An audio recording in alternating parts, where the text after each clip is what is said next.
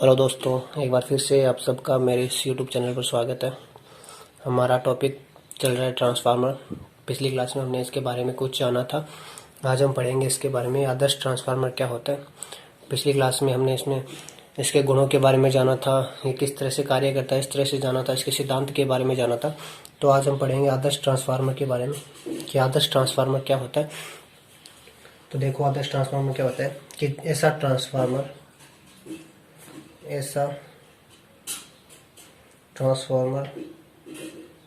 जिसमें क्षतियों का मान शून्य हो,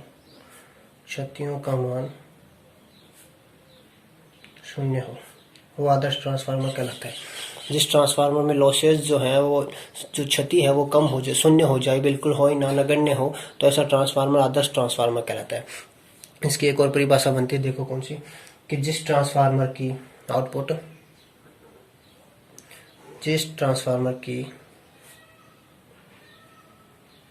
आउटपुट बराबर इनपुट हो जाए, तो वो क्या कहलाता है, आदर्श ट्रांसफार्मर कहलाता है। एक और परिभाषा बनती है इसी आदर्श ट्रांसफार्मर की, कि जिसकी दक्षता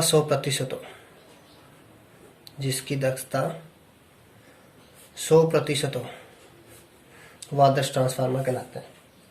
ये एक ही बात है कि जिस ट्रांसफार्मर में क्षतियों का मान अगर शून्य हो जाएगा, अगर लॉसेज होगी नहीं, तो उसमें आउटपुट और इनपुट का मान बराबर हो जाएगा, तो उसमें दक्षता क्या हो जाएगी, उस ट्रांसफार्मर की 100% हो जाएगी। आदर्श ट्रांसफार्मर की दक्षता हमेशा कितनी होती है, 100% होती है। पीछे की क्लास में मैंने पढ़ा था कि एक ट्रांसफार्मर की जो दक्षता होती है सामान्यतः वो 92 से लेकर 98% तक होती है। तो एक सामान्य ट्रांसफार्मर की दक्षता होती है ये, और जब आदर्श ट्रांसफार्मर की बात की जाए तो उसकी दक्षता हमेशा 100% होगी। आदर्श ट्रांसफार्मर का मतलब है कि जिसमें क्षतियों का मान हो ही ना, शून्य हो, जिस ट्रांसफार्मर में आउटपुट और इनपुट क्या हो जाए, बराबर हो जाए, तो वो होता है आदर्श ट्रांसफार्मर। तो ऐसा संभव नहीं है, कभी भी ऐसा हो नहीं सकता। तो आदर्श ट्रांसफार्मर जो होता है वो एक काल्पनिक होता है। आदर्श ट्रांसफार्मर किस तरह से कार्य करता है, अब देखते हैं। आदर्श ट्रांसफार्मर एक शुद्ध प्रेरकीय परिपथ की भांति कार्य करता है। शुद्ध प्रेरकीय परिपथ की भांति कार्य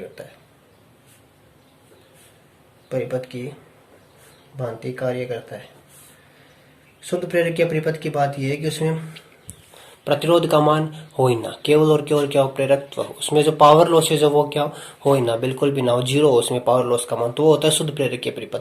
और शुद्ध प्रेरकीय परिपथ के बारे में आपने पढ़ा है कि ये भी कभी होता नहीं है, संभव नहीं होता है, कुछ ना कुछ उसका प्रतिरोध तो अवश्य होगा। तो शुद्ध प्रेरकीय परिपथ होता है वो आदर्श ट्रांसफार्मर जो होता है वो शुद्ध प्रेरकीय परिपथ की भांति कार्य करता है। इसलिए जो उसकी दक्षता जो होती है वो हमेशा 100% मानी जाती है। ठीक है, तो आदर्श ट्रांसफार्मर की दक्षता हमेशा कितनी बताओगे, 100% होगी। और सामान्यतः ट्रांसफार्मर की जो दक्षता होती है वो 92 से लेकर 98% तक होती है। अब आगे देखते हैं कि एक ट्रांसफार्मर जो होता है, वो ट्रांसफार्मर में विद्युत वाहक बल समीकरण क्या होती है एक ट्रांसफार्मर की, उसमें विद्युत वाहक बल किस तरह से ज्ञात किया जाता है, तो इसके बारे में देखते हैं। तो देखो, किसी ट्रांसफार्मर की वाइंडिंग में उत्पन्न औसत जो विद्युत वाहक बल होता है, औसत विद्युत वाहक बल, वो निम्न कारकों पर निर्भर करता है।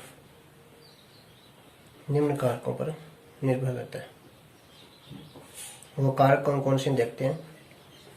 एक ट्रांसफार्मर की वाइंडिंग में जो विद्युत वाहक बल उत्पन्न होता है वो किन किन कारकों पर निर्भर करता है, किन किन कारणों पर निर्भर करता है, उसके बारे में देखते हैं। पहला कारण क्या है, ट्रांसफार्मर की जो वाइंडिंग में जो उत्पन्न विद्युत वाहक बल होता है उस पर किस पर निर्भर करता है, अधिकतम उत्पन्न फ्लक्स पर निर्भर करता है। मैक्सिमम जो फ्लक्स होता है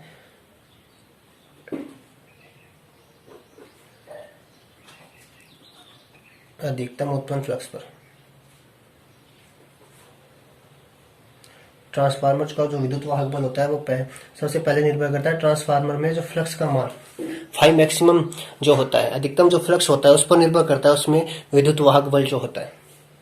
दूसरा करता है आवर्ती पर, ट्रांसफार्मर की जो आवृत्ति होती है उस आवृत्ति पर निर्भर करता है ट्रांसफार्मर का जो विद्युत वाहक बल है, उसकी जो वाइंडिंग में उत्पन्न होने वाला जो विद्युत वाहक बल है वो सबसे पहले तो उसके अधिकतम फ्लक्स पर निर्भर करेगा, फिर उसमें आवृत्ति के मान पर निर्भर करेगा, और जो तीसरा है वो है टर्नों की संख्या पर, वाइंडिंग में कितने टर्न दिए गए, टर्नों की संख्या पर। ठीक है, ये देखो आप, एक बार फिर से समझो इस बात को कि ट्रांसफार्मर में जो विद्युत वाहक बल उत्पन्न होता है वो किन किन कारकों पर निर्भर करता है। तो पहला कारक है उसमें जो अधिकतम फ्लक्स उत्पन्न होता है उस पर निर्भर करता है, उसके मान पर निर्भर करेगा। जितना ज्यादा फ्लक्स का मान बढ़ेगा वैसे वैसे उसमें ईएमएफ का मान भी बढ़ेगा, आवृत्ति का मान बढ़ेगा तो भी बढ़ेगा। जैसे जैसे ट्रांसफार्मर की वाइंडिंग में टर्नों की संख्या, लपेटों की संख्या बढ़ाएंगे तो उसमें ईएमएफ के मान में भी प्रभाव पड़ेगा। तो इन तीन चीजों पर जो ट्रांसफार्मर का विद्युत वाहक बल है वो निर्भर करता है।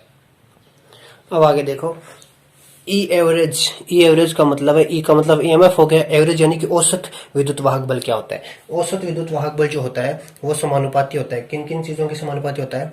फाई मैक्सिमम के समानुपाती होता है, फ्रीक्वेंसी के समानुपाती होता है और टर्नों की संख्या के समानुपाती होता है। ये बात पढ़ ली हमने। इस तरह से इसको शो कर सकते हैं कि ई एवरेज जो होता है, औसत जो विद्युत वाहक बल होता है वो समानुपाती होता है, अधिकतम फ्लक्स घनत्व के समानुपाती होता है, फ्रीक्वेंसी के समानुपाती होता है और टर्नों की संख्या के समानुपाती होता है। समानुपाती का मतलब ये है कि जैसे जैसे फ्लक्स का मान बढ़ेगा वैसे वैसे ईएमएफ का मान भी बढ़ेगा, जैसे जैसे फ्रीक्वेंसी का मान बढ़ेगा वैसे वैसे भी ईएमएफ का मान बढ़ेगा और जैसे जैसे टर्नों का मान बढ़ेगा वैसे वैसे भी ईएमएफ का मान बढ़ेगा। यानी कि ये चीजें आपस में एक दूसरे के समान है, समानुपात में है। अब आगे देखो, ये तो ई एवरेज हो गया, लेकिन एसी का जो मान होता है, जो गणना में हम मान लेते हैं वो आरएमएस मान गणना में लेते हैं। एसी का कौन सा मान गणना में लेते हैं? आरएमएस मान जो होता है वो गणना में लेते हैं। तो हमें तो ई आरएमएस चाहिए, तो ई आरएमएस प्राप्त करने के लिए क्या करेंगे? ई एवरेज जो होता है, ई एवरेज इंटू फॉर्म फैक्टर कर देंगे। ई एवरेज गुणा फॉर्म फैक्टर, तो क्या आ जाएगा? ई आरएमएस आ जाएगा। तो ई एवरेज अपने पास क्या था? ई एवरेज यही तो था, फाई मैक्सिमम गुणा f into N into form factor का मान कितना होता है? 1.11 होता है। तो ई आरएमएस बराबर क्या हो गया? ये हो गया phi maximum into f into N into 1.11। ये इसी सूत्र है। एवरेज का मान इतना रख दिया हमने, ये एवरेज का मान जितना होता है और फॉर्म फैक्टर का जो मान होता है इसी में वो 1.11 होता है। अब आगे देखो इसके बारे में, ये ई आरएमएस का मान हो गया, लेकिन इसमें कुछ अंतर और होता है। वो क्या अंतर होता है? देखो, एसी धारा की हम बात करते हैं, एसी की बात करते हैं, तो एसी के प्रत्येक चक्र में, एसी की बात करें तो एसी के प्रत्येक चक्र में, प्रत्येक चक्र का मतलब समझ गए, एसी धारा जो होती है वो इस तरह से गमन करती है, इस तरह से, कभी इसका मान बढ़ता है कभी घटता है, इस तरह से होता है। तो ये प्रत्येक चक्र हो गया ना इसका। तो एसी धारा के प्रत्येक चक्र में चुंबकीय जो फ्लक्स होता है,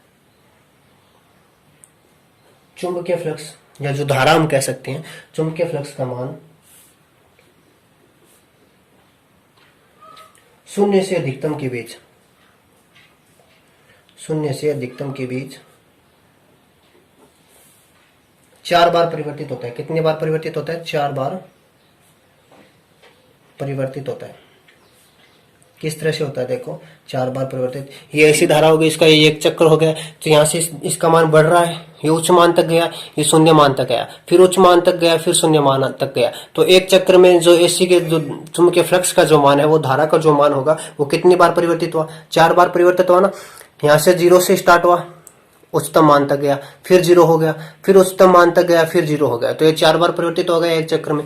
तो इसी तरह हम कहते हैं कि एसी के प्रत्येक चक्र में जो चुंबकीय फ्लक्स का जो मान होता है वो अधिकतम कितनी बार परिवर्तित होता है? 4 बार परिवर्तित होता है। तो इसलिए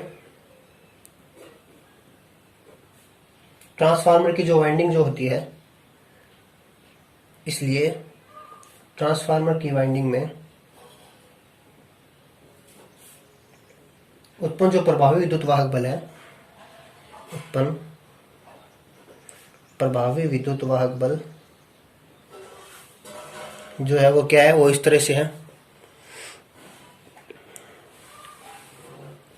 इसलिए ट्रांसफार्मर में जो उत्पन्न प्रभावी विद्युत वाहक बल है वो किस तरह से हो जाएगा? ई आरएमएस बराबर 4.44। इस 1.11 को आप 4 से गुणा करोगे तो कितना आएगा?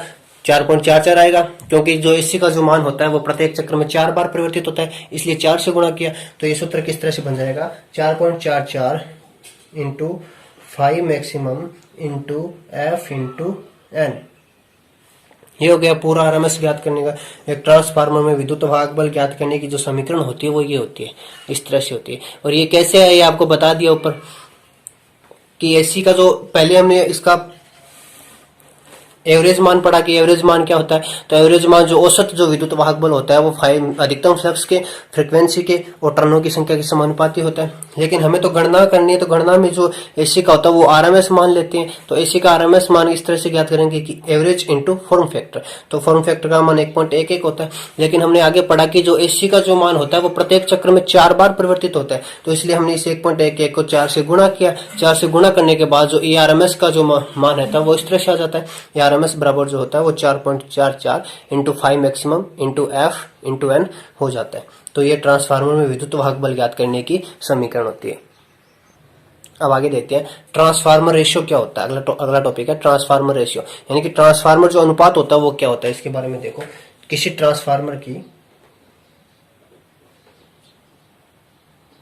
ट्रांसफार्मर की सेकेंडरी में उपस्थित टर्नों की संख्या, सेकेंडरी जो वाइंडिंग होती है, सेकेंडरी में उपस्थित टर्नों की संख्या तथा प्राइमरी में उपस्थित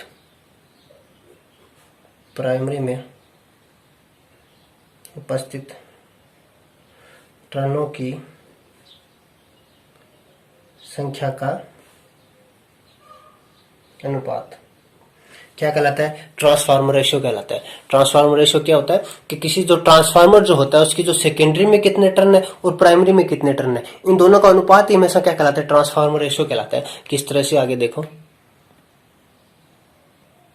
तो आगे देखो ट्रांसफार्मर रेशियो जो होता है, ट्रांसफार्मर रेशियो को के से प्रदर्शित करते हैं, के से प्रदर्शित करते हैं। यह भी बात ध्यान में रखनी है आपको, ठीक है। और एक मेन बात और है, ये अनुपातिक राशि है। अनुपातिक राशि होने के कारण इसका कोई क्या नहीं होता, मात्रक नहीं होता। इसका कोई मात्रक नहीं होता। मात्रक क्यों नहीं होता, ये अनुपातिक राशि है, इसलिए कोई भी जो अनुपातिक राशि होती है उसका कभी भी मात्रक नहीं होता है। इसको कैसे प्रतिशत करते हैं, इसका कोई मात्रक नहीं होता है। ट्रांसफार्मर रेशियो होता क्या है, प्राइमरी वाइंडिंग का जो सेकेंडरी में जो टर्न होते हैं और जो प्राइमरी में टर्न होते हैं, दोनों का अनुपात जो होता है वो ट्रांसफार्मर रेशियो होता है। अब ट्रांसफार्मर रेशियो को कैसे प्रदर्शित करते हैं, तो देखते हैं कि एन का मतलब टर्नों की संख्या आपको बताया था। तो पहले जो एस यानी कि सेकेंडरी के टर्न हो गए और प्राइमरी के टर्न, इन दोनों का अनुपात क्या हो जाता है, ट्रांसफार्मर रेशियो हो जाता है। ठीक है, ये हो गया ट्रांसफार्मर रेशियो। अब आगे देखो इसमें, अब देखो ट्रांसफार्मर का कार्य क्या होता है। ट्रांसफार्मर जो होता है वो वोल्टेज के मान को स्टेप अप करता है और स्टेप डाउन करता है। तो जो ट्रांसफार्मर होता है वो कैसे वोल्टेज के मान को स्टेप अप करेगा और कैसे स्टेप डाउन करेगा, वो देखो। तो प्रत्येक ट्रांसफार्मर जो होता है, ये बात आपको ध्यान रखनी है, प्रत्येक ट्रांसफार्मर अपने ट्रांसफार्मर रेशियो के आधार पर ही, अपने ट्रांसफार्मर रेशियो के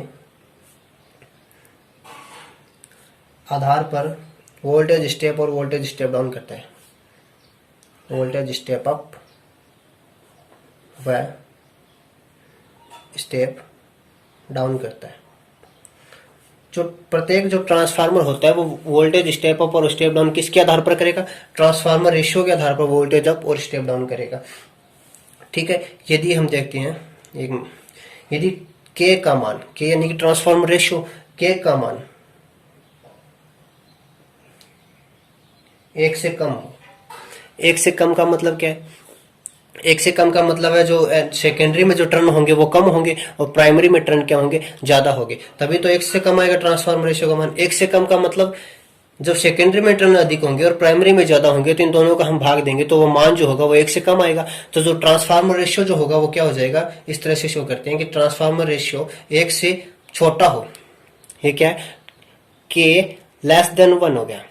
ठीक है, के ग्रेटर देन 1 होगा, यानी के से बड़ा है 1, के से बड़ा 1 है तो ट्रांसफार्मर जो क्या कार्य करेगा, वोल्टेज का स्टेप डाउन करेगा। यदि हो तो ट्रांसफार्मर वोल्टेज क्या करेगा, स्टेप डाउन करेगा। वोल्टेज स्टेप डाउन करेगा।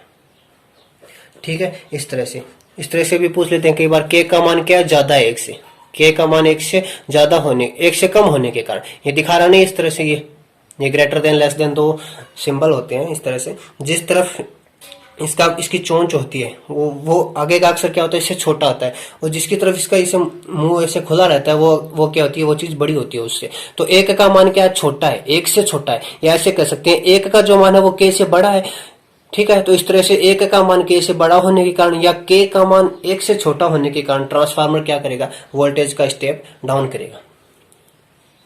ठीक है, अब इसे दूसरी तरह से देख सकते हैं, यदि के का मान बड़ा हो एक से, के का मान बड़ा हो एक से, तो ट्रांसफार्मर क्या करेगा, ट्रांसफार्मर वोल्टेज स्टेप अप करेगा, ट्रांसफार्मर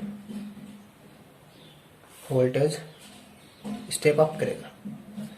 ठीक है, किस तरह से करेगा कि ट्रांसफार्मर के अंदर जब सेकेंडरी में टर्न अधिक होंगे और प्राइमरी में टर्नों की संख्या कम होगी, तभी तो के का मान ज्यादा आएगा, एक से ज्यादा आएगा, तो ट्रांसफार्मर जो वोल्टेज का स्टेप अप करेगा।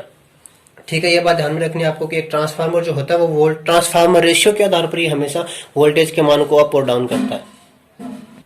तो इस तरह से देखो, ट्रांसफार्मर में जो वोल्टेज, जो ट्रांसफार्मर रेशियो होता है उसको हमने के बराबर NS बटा NP से प्रदर्शित किया था। तो ट्रांसफार्मर को एक दूसरी तरीका भी प्रदर्शित कर सकते हैं, EMF के द्वारा भी ट्रांसफार्मर को प्रदर्शित किया जा सकता है। EMF के आधार पर भी ट्रांसफार्मर जो रेशियो होता है उसको प्रदर्शित कर सकते हैं। किस तरह से कर सकते हैं, EMF के आधार पर किस तरह से होता है, के बराबर, ये तो हमने पढ़ा ही था कि NS बराबर NP होता है।